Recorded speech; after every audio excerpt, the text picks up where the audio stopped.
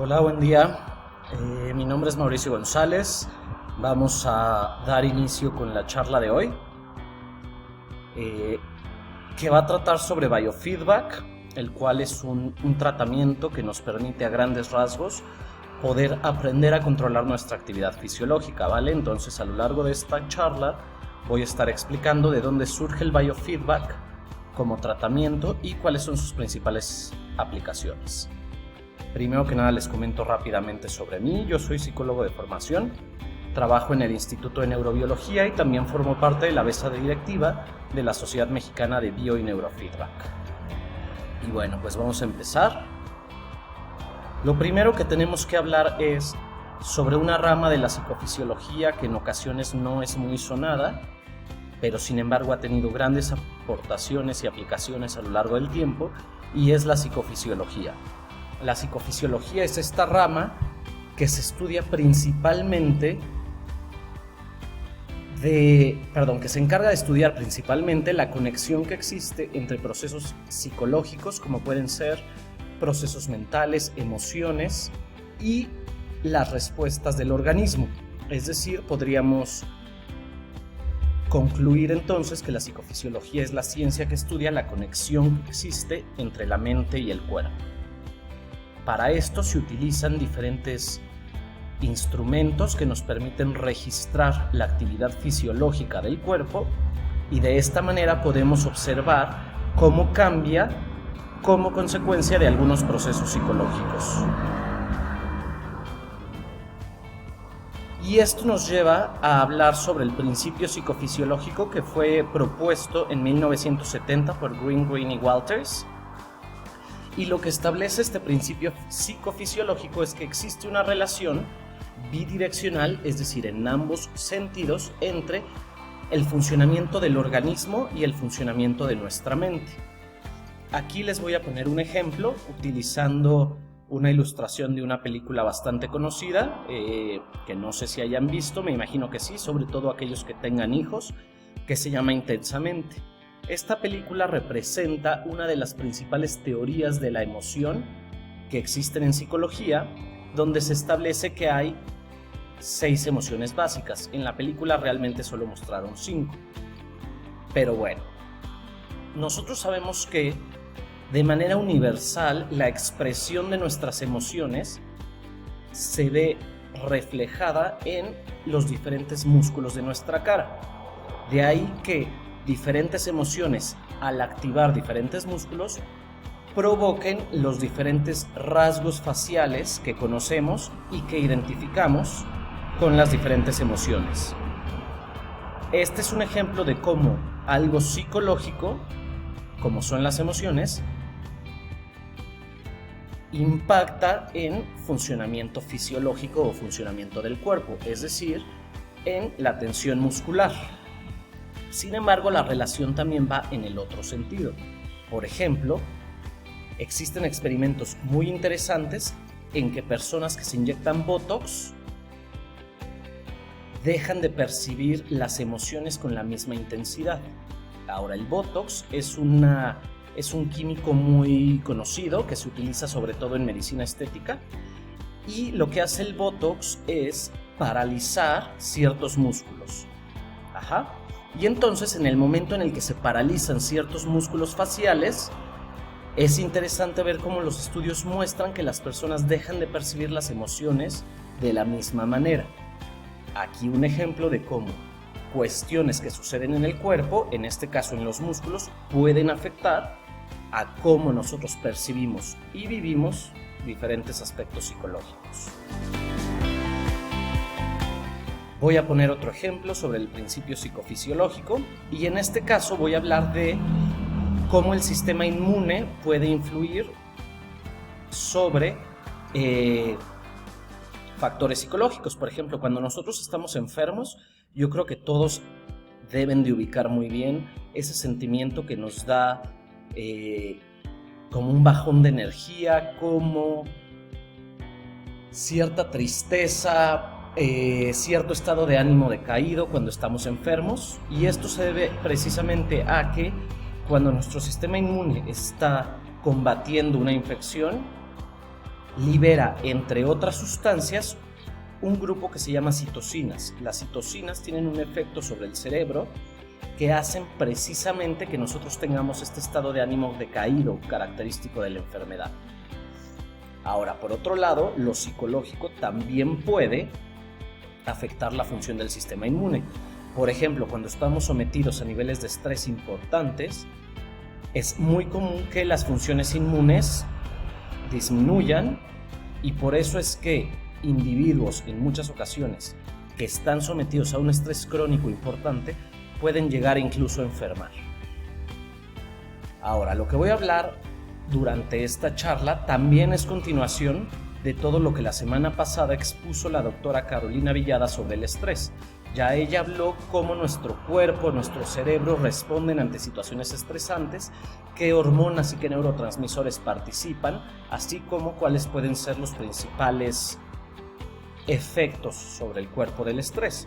Y entonces, tomando en consideración el tema que dio la doctora Villada, pues bueno, yo continuaré dando una opción de tratamiento que es poco conocida, pero que puede tener muchos beneficios tanto en nuestra salud como en nuestro desempeño. Ahora, ya hablamos sobre qué es la psicofisiología y en qué consiste el principio psicofisiológico.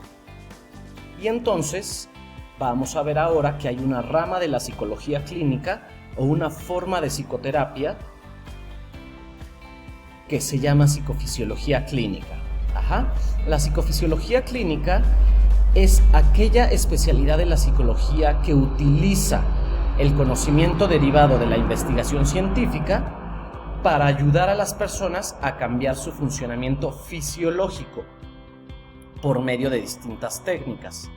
Ahora, un psicofisiólogo clínico lo que va a buscar entonces es, por medio de modificar aspectos fisiológicos, mejorar todo el funcionamiento del cuerpo y además poder tener un impacto sobre los factores psicológicos del organismo, siguiendo el principio psicofisiológico. Y entonces, cuando nosotros hacemos psicofisiología clínica, cuando trabajamos como psicofisiólogos clínicos, existen diferentes señales del cuerpo, señales que reflejan cómo está funcionando nuestro cuerpo que nosotros podemos medir. Y durante esta primera parte de la plática lo que quiero hacer es hablarles sobre los distintos herramientas o los distintos instrumentos con los que contamos los psicofisiólogos clínicos para poder medir lo que sucede en nuestro cuerpo y además poderle dar una interpretación con respecto a ciertos factores psicológicos que nos puedan interesar. Entonces, de lo primero que voy a hablar es sobre la actividad muscular, ¿sí? Nuestros músculos son todo ese conjunto de tejido que permite que nosotros nos movamos, que ejerzamos fuerza sobre algún objeto para poder mantener una postura correcta, para poder levantar objetos, para poder movernos, etc. Ahora, nuestros músculos están compuestos por una serie de células que tienen una naturaleza contráctil, es decir, estas células se pueden desplazar sobre sí mismas y acortarse, y de esta manera, al acortarse un músculo completo, es que se puede dar un movimiento. Para que nuestras células musculares se puedan acortar, esto tiene que ser resultado de una orden del sistema nervioso o de nuestro cerebro, ¿sí? Entonces, el cerebro manda impulsos eléctricos que al llegar a los músculos le ordenan que es momento de acortarse, y esto genera cierta actividad eléctrica. Nosotros podemos medir la actividad eléctrica que generan los músculos colocando sensores como los que ven en la pantalla sobre la superficie de la piel, y de esta manera captar la señal eléctrica que están desprendiendo, por decirlo de alguna manera, nuestros músculos. A este tipo de medición de la actividad eléctrica muscular se le conoce como electromiografía, que lo tengo escrito de este lado. Ahora, un electromiograma o la electromiografía típicamente lo que nos va a mostrar es cómo va cambiando la actividad eléctrica muscular cuando el músculo está relajado o cuando hay una contracción, como es el caso de la ilustración que les muestro aquí. Ahora, dependiendo del músculo que nos interese medir, pues nosotros vamos a poder colocar nuestros sensores o electrodos en diferentes grupos musculares, dependiendo de qué es lo que nos interesa medir de cada músculo y para cada paciente particular. Y entonces, en el lado derecho les muestro un ejemplo de diferentes colocaciones de electrodos para medir diferentes grupos musculares, por ejemplo, el trapecio, el pectoral, el hombro o deltoides, el bíceps, etc. Ahora, una segunda señal de nuestro organismo que también suele ser muy interesante medir es lo que se conoce como temperatura periférica. Cuando a nosotros nos toman la temperatura para evaluar si hay alguna infección o alguna enfermedad que por la cual pudiera atravesar nuestro cuerpo, generalmente nos toman la temperatura ya sea en la axila, por debajo de la lengua, y eso nos da una medida de la temperatura central de nuestro cuerpo. Sin embargo, existe otra forma de medir la temperatura, generalmente en las manos, como es el caso de esta foto de acá, o en los pies, y cuando nosotros medimos la temperatura en las extremidades es lo que se conoce como la temperatura periférica. Ahora, la temperatura periférica es una muy buena medida de la activación que tiene una persona o del nivel de estrés que tiene una persona, ¿sí? Generalmente una persona que está atravesando una situación estresante, que tiene ciertos niveles de ansiedad importantes o que tiene un estrés crónico importante, suele tener las manos más frías que aquellas personas que están relajadas. Y entonces, medir la temperatura periférica y cómo cambia esta a lo largo de la consulta nos puede permitir identificar qué tan tenso o qué tan relajado puede estar el paciente.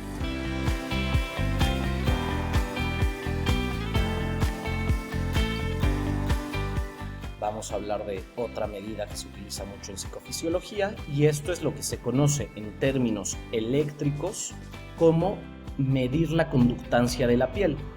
Conductancia es un término que se refiere a qué tan fácilmente una corriente eléctrica pasa a lo largo de un material. En este caso, lo que nos interesa medir es qué tan fácilmente una corriente eléctrica puede pasar a lo largo de la piel, ¿sí? Y esto es un indicador de la función de las glándulas sudoríparas que están activas en un momento particular. Ahora, cuando una persona está muy ansiosa, cuando una persona está estresada, cuando tiene cierta actividad mental sin necesariamente llegar a un grado de ansiedad, las glándulas sudoríparas, sobre todo de las palmas de las manos, suelen activarse, y esto hace que se eleven los niveles de conductancia de la piel.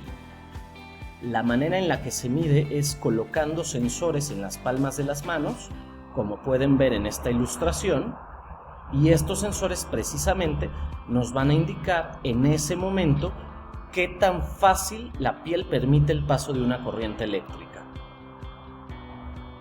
Mientras más glándulas sudoríparas activas hay, pues mayor será la conductancia de la piel. Esta medida es muy utilizada como cuando queremos observar de manera muy objetiva qué tan ansiosa puede estar una persona. Nuevamente, también es muy utilizada en psicoterapia para medir a lo largo de la sesión, durante un ejercicio de relajación, por ejemplo, o durante algún ejercicio de hipnosis, de imaginería, o durante diferentes técnicas que el psicólogo puede emplear, qué tanto va bajando el nivel de ansiedad del paciente. Y entonces, la ventaja que tienen este tipo de mediciones es que nos dan un valor mucho más objetivo que la pura experiencia de la persona. Es muy común también medir la actividad del corazón, sobre todo la frecuencia cardíaca. Yo creo que todos tenemos muy ubicado que nuestro corazón suele acelerarse cuando nos asustamos, cuando también pasamos por algún estrés importante, cuando nos ejercitamos. Ante muchas situaciones nuestro corazón se acelera más de lo que normalmente estaría. Y entonces la frecuencia cardíaca nos puede indicar qué tanto una persona particular puede estar con una mayor activación. Ahora, la manera en la que medimos la frecuencia cardíaca generalmente se hace de dos formas. Una puede ser registrando lo que se conoce como el electrocardiograma. El electrocardiograma se mide con 3 electrodos y estos 3 electrodos nos enseñan la actividad eléctrica del corazón. Este es un registro típico de un electrocardiograma con todos sus componentes. Pero también otra forma en la que se puede medir la actividad del corazón es registrando el pulso del paciente. El pulso generalmente se mide en algún dedo y entonces lo que nos va a estar diciendo es qué tanta cantidad de sangre está atravesando por el dedo o por los vasos sanguíneos del dedo en dado momento. Cuando nuestro corazón bombea o hace una contracción, también llamada sístole, pues va a empujar más sangre hacia todo el cuerpo, por lo tanto esta curva se va a elevar. Y a medida que se va relajando el corazón, esta curva va a ir decrementando. Y entonces cada una de estas subidas y bajadas en la gráfica de pulso nos indica un ciclo cardíaco completo, de contracción en el cual se expulsa más sangre y de relajación en el cual disminuye el paso de sangre a través de el dedo particular en el que se está registrando. Y algo muy de moda últimamente ha sido no solo medir la frecuencia cardíaca, sino una medida que se llama variabilidad cardíaca. La variabilidad cardíaca es qué tanto varía el tiempo entre latidos, de un latido a otro y de un latido a otro más, qué tanta variación hay entre ellos. Nosotros podríamos pensar de manera intuitiva que lo más sano es que nuestro corazón tenga un latido muy similar, es decir, que siempre pase el mismo tiempo entre cada latido. Sin embargo, eso no es cierto. Un corazón sano no funciona como un metrónomo. De hecho, prácticamente ninguna persona tiene un corazón que lata siempre con el mismo ritmo, sin variar, a menos que sea alguien que tiene un marcapasos. En ese caso, claro que su corazón va a latir con la misma regularidad. Sin embargo, una persona que tiene una dieta adecuada, que realiza ejercicio, que no tiene problemas psicológicos importantes, lo que va a tener es una mayor variabilidad cardíaca. Y muchas veces nos interesa aumentar la variabilidad cardíaca de nuestros pacientes.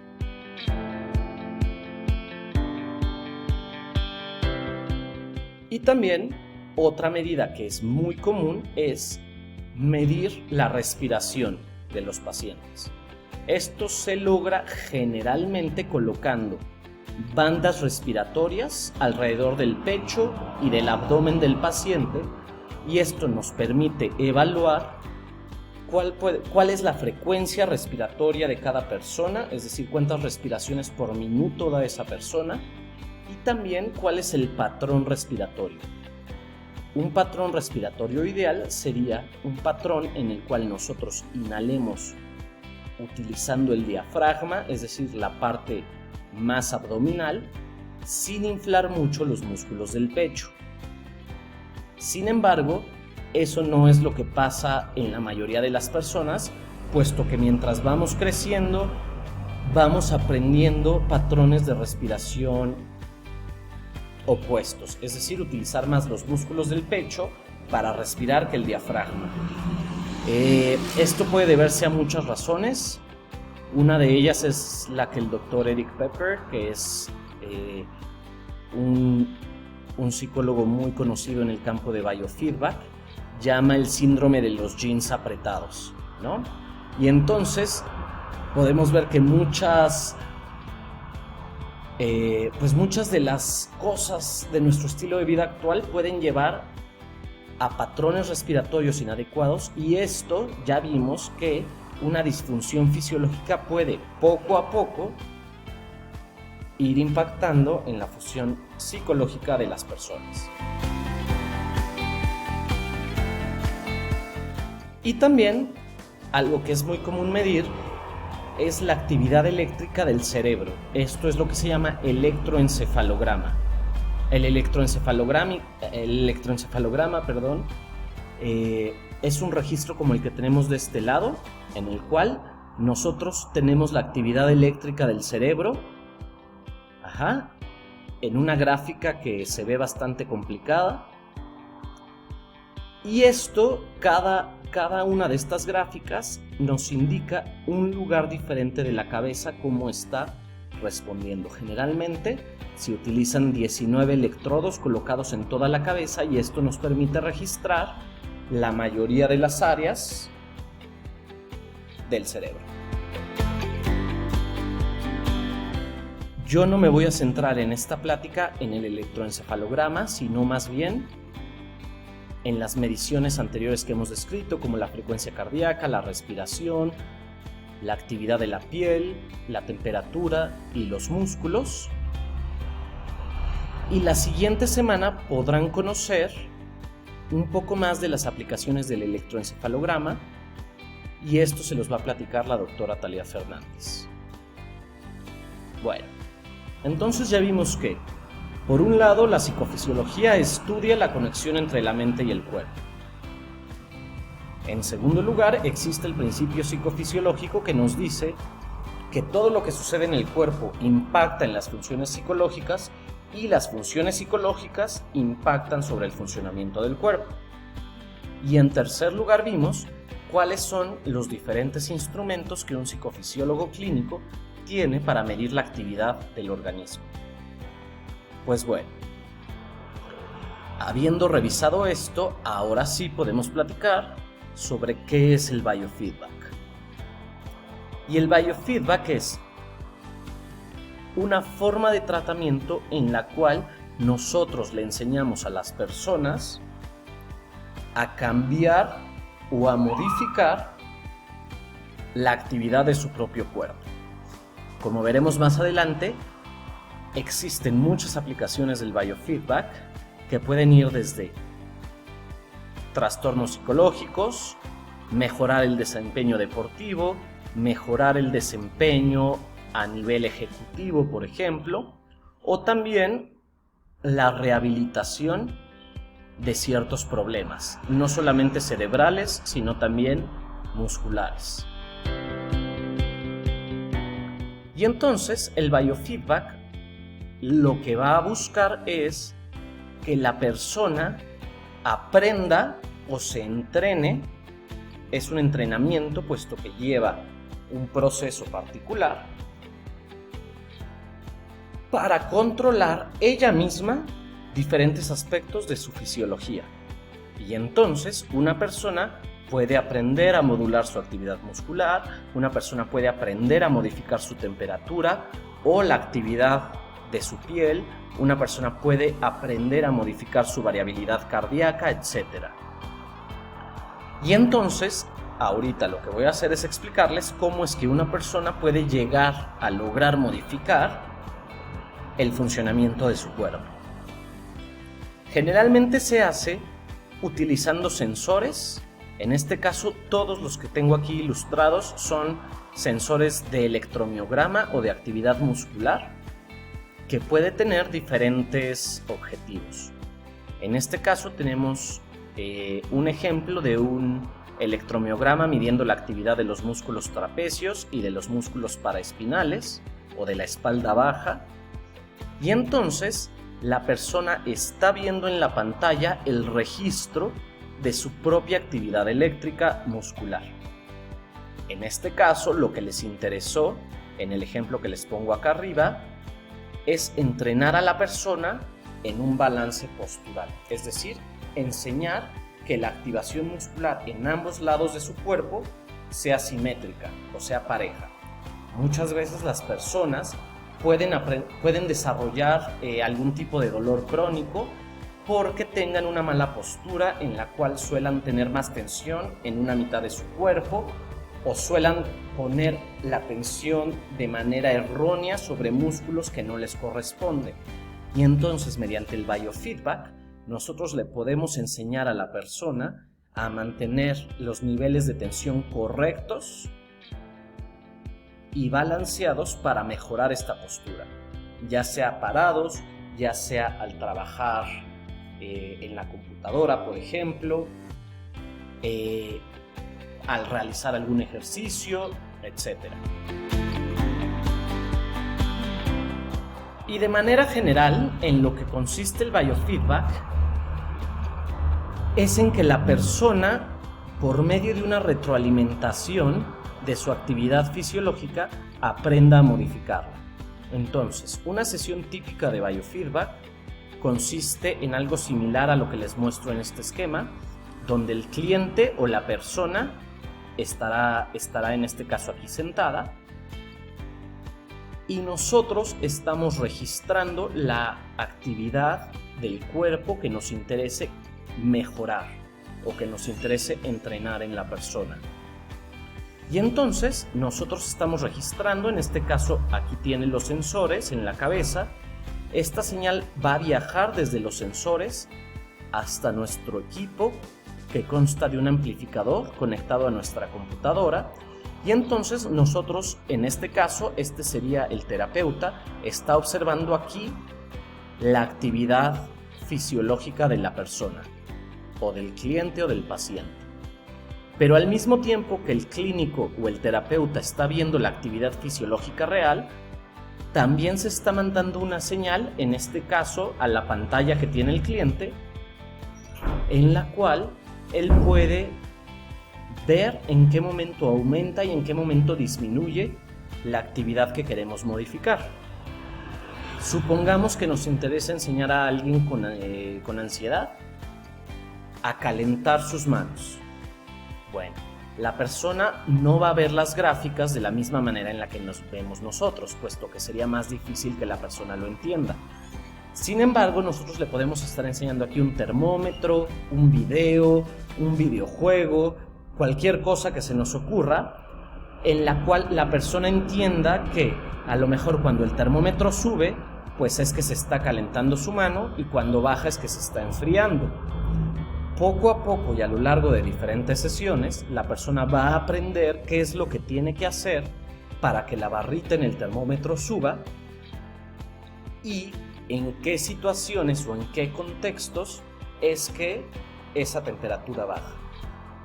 Y entonces, la idea detrás del biofeedback siempre es que la persona aprenda a interpretar por medio de estímulos fáciles qué está pasando con su actividad fisiológica. Les pongo aquí el caso, una foto real en donde la persona quiere aprender a modificar, o el terapeuta más bien busca que la persona aprenda a modificar la temperatura de su frente. Este es un sensor que mide la temperatura de la frente. Está conectada al equipo de registro y este a su vez está conectado a la computadora.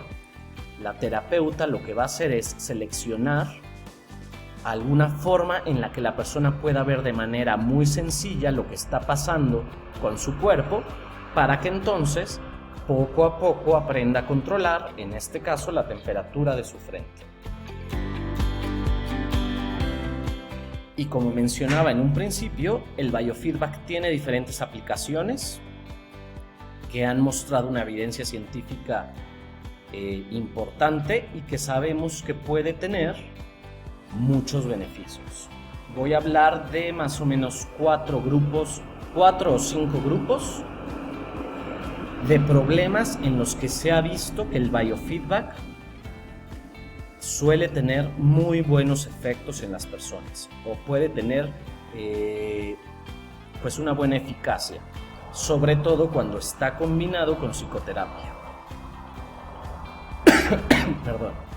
Y entonces, el primero de estas aplicaciones es en el campo o en el área de la psicoterapia, es decir, como complemento a la psicoterapia en diferentes trastornos psicológicos.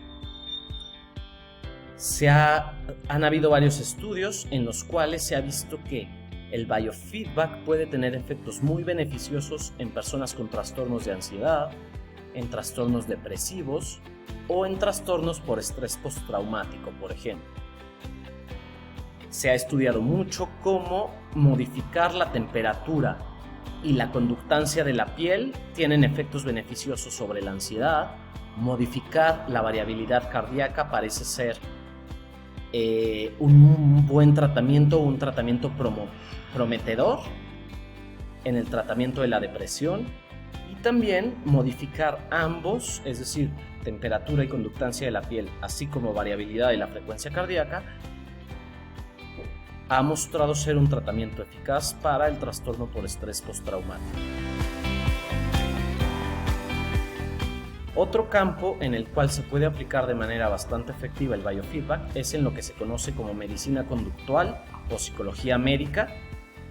Y este tipo de intervenciones consisten en pacientes en ámbitos hospitalarios o en ámbitos, no necesariamente en hospital, pero sí con enfermedades físicas importantes, pues en enseñar habilidades de regulación psicológicas o habilidades de afrontamiento para mejorar la percepción y las consecuencias emocionales que pueden tener las diferentes enfermedades.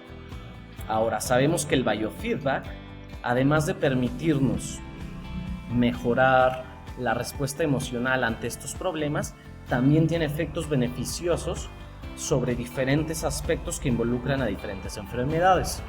Por ejemplo, sabemos que en el caso de la diabetes, el biofeedback puede ayudar a controlar los niveles de azúcar en la sangre. En el caso del cáncer y del VIH o virus de inmunodeficiencia humana, al mejorar ciertas respuestas fisiológicas, se ha observado en investigaciones que puede mejorarse la actividad del sistema inmune. Y entonces, un sistema inmune más fortalecido y más funcional es una cosa excelente para el tratamiento del cáncer y para el tratamiento del virus de la inmunodeficiencia humana. Una tercera área de aplicación consiste en el tratamiento de lo que se conoce como trastornos psicofisiológicos. Los trastornos psicofisiológicos son aquellos que tienen un componente muy importante, tanto físico como psicológico.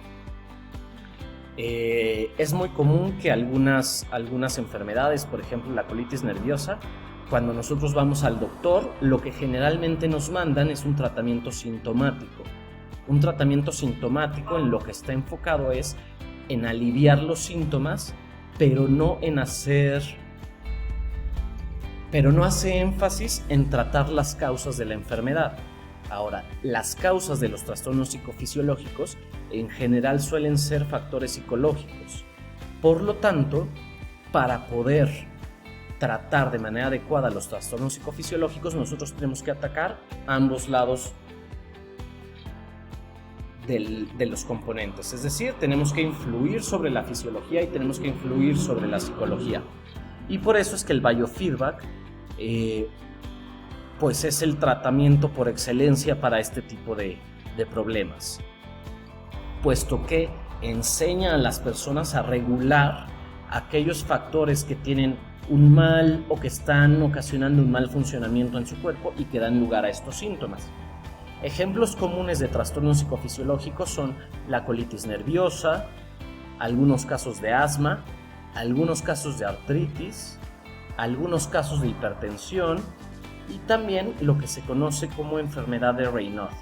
La enfermedad de Raynaud es un problema cardiovascular que se caracteriza porque cuando una persona tiene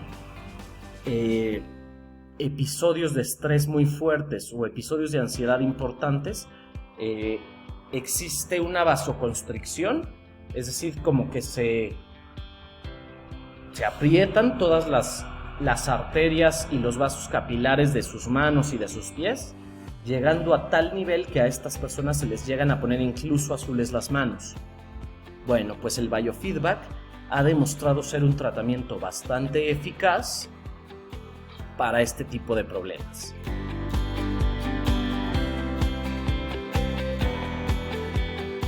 Además, también dentro de las aplicaciones del biofeedback se encuentran aquellos problemas que resultan en dolor crónico de diferentes naturalezas, por ejemplo la fibromialgia, la migraña. En el caso de la migraña, lo que se ha trabajado mucho es la temperatura de la frente, como en el caso de la niña que les mostré hace rato. También aquellos dolores crónicos asociados a tensión muscular, por ejemplo, ciertos dolores de cabeza tensionales, dolores de espalda baja.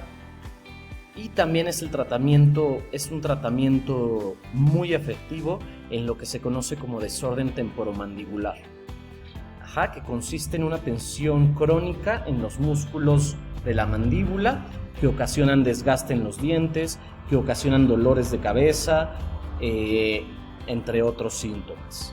Incluso desgaste a nivel de la mandíbula y del maxilar. Y bueno, el biofeedback, tanto muscular como de diferentes modalidades, puede ayudar a controlar ciertos aspectos de dolor crónico. En algunos casos es capaz de aliviarlo y en otros permite a la persona disminuir los niveles de dolor o modificar la percepción que tiene sobre él. Y por último, existen otras aplicaciones o las que yo englobé como en una categoría aparte, puesto que hay, de muchas naturalezas. Primero que nada, en rehabilitación neuromuscular, es decir, cuando existe alguna disfunción o algún problema derivado de algún infarto cerebral, por ejemplo, de algún daño nervioso, como puede ser el caso de una parálisis facial. Entonces el biofeedback ha resultado muy buena herramienta y ha arrojado datos prometedores en el tratamiento de este tipo de problemas.